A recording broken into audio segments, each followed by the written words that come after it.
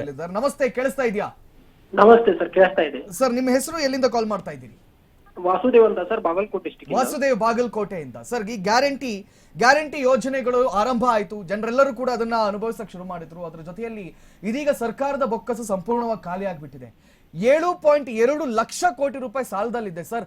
ಹಂಗಾಗಿ ಇದನ್ನ ಸ್ಟಾಪ್ ಮಾಡುವ ಆಲೋಚನೆಯಲ್ಲಿ ಕೆಲವರಿದ್ದಾರೆ ಅನ್ನುವಂತ ಮಾಹಿತಿ ಇದೆ. ನಿಮ್ಗೇನ್ ಅನ್ಸುತ್ತೆ ಸರ್? ಅದು ಸ್ಟಾಪ್ ಮಾಡೋದಕ್ಕಿಂತ ಶ್ರೀಮಂತರಿಗೆ ಎಲ್ಲರಿಗೂ ಕೂಡ ಸ್ಟಾಪ್ ಮಾಡ್ಬೇಕು ಸರ್. ಅದನ್ನ ಉಳ್ಳವರಿಗೆಲ್ಲ ಸ್ಟಾಪ್ ಮಾಡಿದ್ರೆ ಅದು ಅನುಕೂಲಕರವಾಗಿರುತ್ತೆ. ಇವರು ಬೇಕಾಬಿಟ್ಟಿ ನೌಕರಿ ಎಲ್ಲ ಜನರಿಗೂ ಕೊಡ್ತಾ ಇದ್ದಾರೆ ಇವರು, ಶ್ರೀಮಂತರಿಗೂ ಕೂಡ ಅದನ್ನು.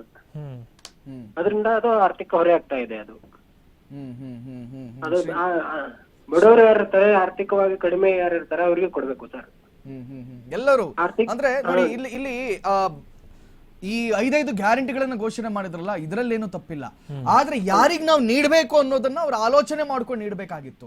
ಐದರ್ ನಾವು BPL ಕಾರ್ಡ್ ಅಲ್ಲಿ ಇರುವವರಿಗೆ ಕೊಡ್ಬೇಕಾ, ಅಥವಾ ಸುಧಾರಿತ ವರ್ಗಕ್ಕೆ ಕೊಡ್ಬೇಕಾ, ಅಥವಾ ಅಶಕ್ತ ವರ್ಗವನ್ನು ನಾವು ಯಾವ ರೀತಿಯಲ್ಲಿ ಕನ್ಸಿಡರ್ ಮಾಡಬೇಕು, ಇದನ್ನೆಲ್ಲ ಅವ್ರು ತೋರಿಸ್ಬೇಕಿತ್ತು ಅಂತ ಅಲ್ವಾ? ಹೌದು ಸರ್, ಹೌದು ಸರ್. ಎಸ್ ವಾಸುದೇವ್, ನೀವು ಯಾವ್ದೆಲ್ಲ ಗ್ಯಾರಂಟಿ ಅನುಭವಿಸ್ತಾ ಇದ್ದೀರಿ, ಇದೀಗ ಪ್ರಯೋಜನ ಪಡ್ಕೊಳ್ತಾ ಇದ್ದೀರಿ? ಸರ್, ಇವಾಗ ನಾವು ಬಸ್ಸಿಂದ ಬರ್ತಾ ಇದೆ ನಮ್ಮ ಮನೆಯಲ್ಲಿ, ಮತ್ತೆ 2,000 ರೂಪಾಯಿ ಬರ್ತಾ ಇದೆ. ಅದನ್ನೆಲ್ಲ ತಗೋತಾ ಇದೆ ಸರ್. ಕರೆಂಟ್ ತಗೋತಾ ಇದೆ ಸರ್. ಏನಂದ್ರೆ ಕರೆಂಟ್ ಅನ್ನು ಕೂಡ ಲಿಮಿಟ್ ಅಲ್ಲಿ ಕೊಡ್ಬೇಕು. 200 ಯೂನಿಟ್ ಕೊಡೋ ಅವಶ್ಯಕತೆ ಇರ್ಲಿಲ್ಲ.